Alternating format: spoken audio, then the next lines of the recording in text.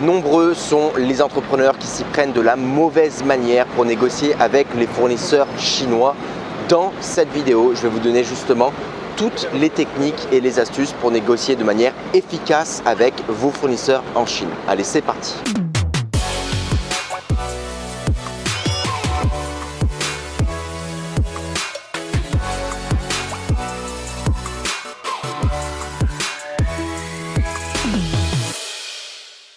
Salut, c'est Émeric et bienvenue dans cette nouvelle vidéo. On est ici en direct de Hong Kong où je suis basé depuis maintenant plus de 7 ans.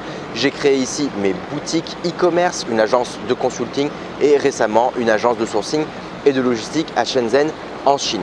Dans cette vidéo donc, j'aimerais justement revenir sur les erreurs les plus fréquentes et comment les éviter lorsqu'on fait de la négociation avec les fournisseurs et les usines en Chine lorsqu'on veut acheter justement et faire du sourcing ici en Chine. Premier point très important lorsque vous entamez une négociation avec les fournisseurs chinois, c'est vraiment de ne rien laisser au hasard. Donc il faut, avant même d'entamer les négociations avec les fournisseurs, avoir vous-même un cahier des charges vraiment très précis avec des photos, des exemples d'autres produits, de concurrents, etc.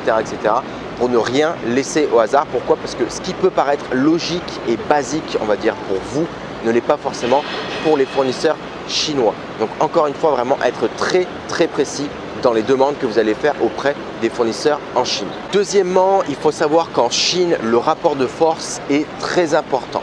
Donc il faut faire attention lorsque je dis ça.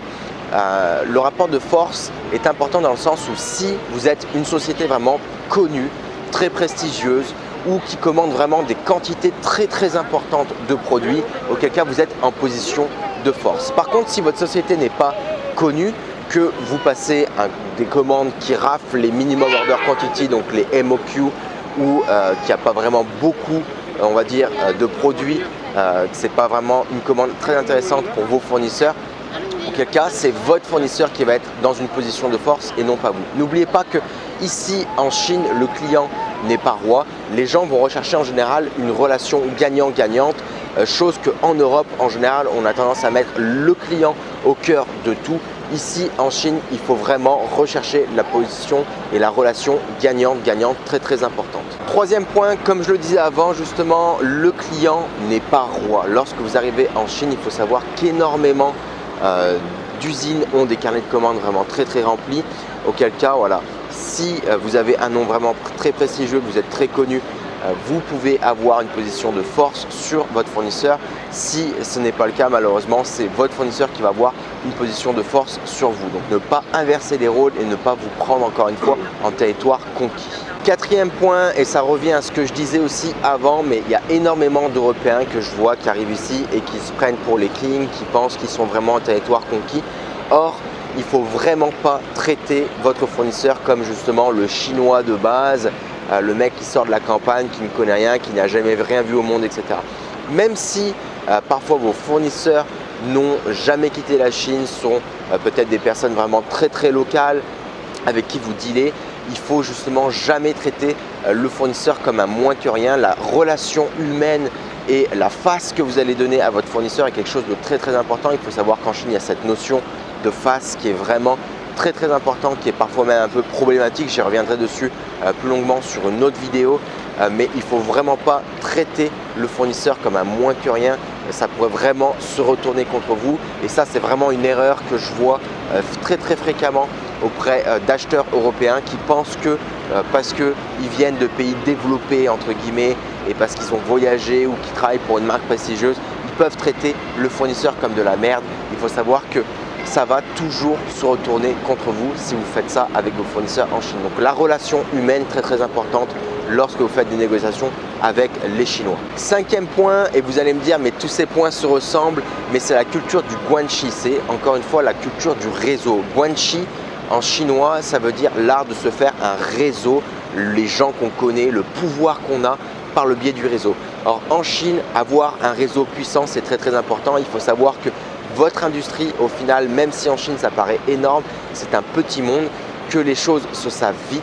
Donc si vous traitez un fournisseur, deux fournisseurs, trois fournisseurs comme de la merde, à un moment donné ça va savoir et vous ne trouverez plus de fournisseurs qui voudront travailler avec vous. Donc très important encore une fois de traiter vos fournisseurs de manière humaine, de les traiter comme des personnes, voire même comme des amis, de leur offrir des cadeaux, de leur parler de votre famille, de leur demander comment leur famille va, comment leurs enfants vont, etc.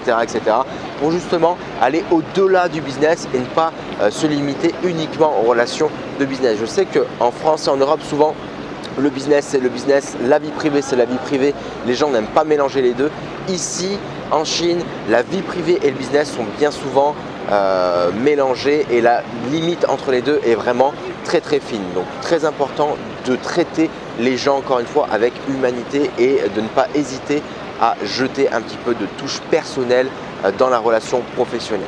Sixième point, très important aussi, ne pas essayer de squeezer, de presser le fournisseur.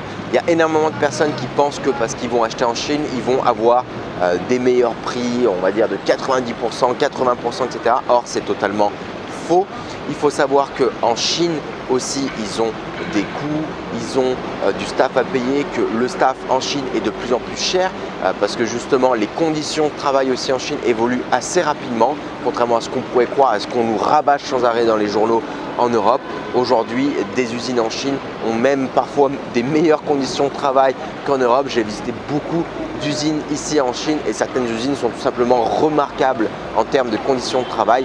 Donc voilà, il ne faut pas tout mélanger et pas toujours stigmatiser les usines et les entreprises chinoises et se dire j'achète en Chine, ils payent leurs entreprises, enfin leurs ouvriers 2 francs 6 sous, les conditions de travail sont merdiques, la matière n'est pas chère, donc je vais pouvoir obtenir des coûts 90% moins cher, etc. On peut trouver du prix en Chine, mais il faut savoir que la qualité derrière forcément sera moindre et à contrario, on peut trouver aussi des produits très qualitatifs en Chine, mais encore une fois, comme je le dis souvent, la qualité a un prix. Très dangereux en Chine lorsque vous négociez sur les prix justement, c'est si le fournisseur commence à vous dire ok, quel prix tu as pour tel produit. Vous allez lui donner un prix vraiment au ras des pâquerettes, il va dire ok je peux le faire, par contre je peux vous garantir qu'en termes de qualité, vous allez vous retrouver avec quelque chose de vraiment exécrable. D'où l'importance de ne pas essayer de squeezer et de presser trop les fournisseurs ici en Chine. Septième point très important aussi, c'est comme je vous l'ai dit avant, la notion de la face en Chine.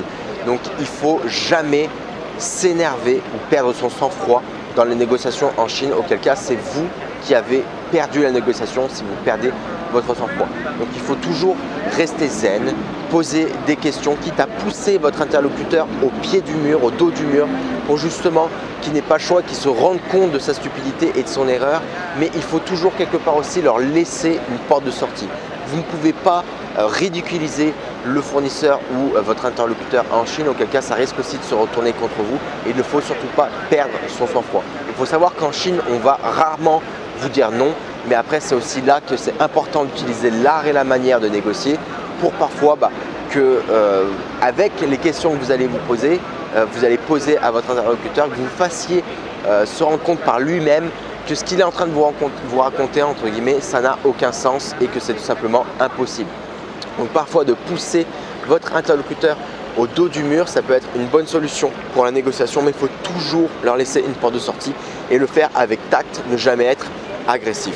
Voilà donc pour cette vidéo et pour les points importants concernant la négociation en Chine. Si vous avez des questions, n'hésitez surtout pas à me les poser dans les commentaires. Pour ceux qui auraient besoin aussi d'accompagnement, d'aide sur vos achats en Chine, n'hésitez surtout pas à me contacter directement. Comme je vous l'ai dit au début de cette vidéo, il faut savoir que j'ai créé ici en Chine une société qui s'appelle Sifu Services, qui est une plateforme de sourcing et d'achat et de logistique ici à Shenzhen en Chine, qui permet justement à mes clients et à mes étudiants d'acheter directement en Chine au meilleur prix, de personnaliser leurs produits, de créer leur marque, de personnaliser leur packaging, de réduire les délais de livraison.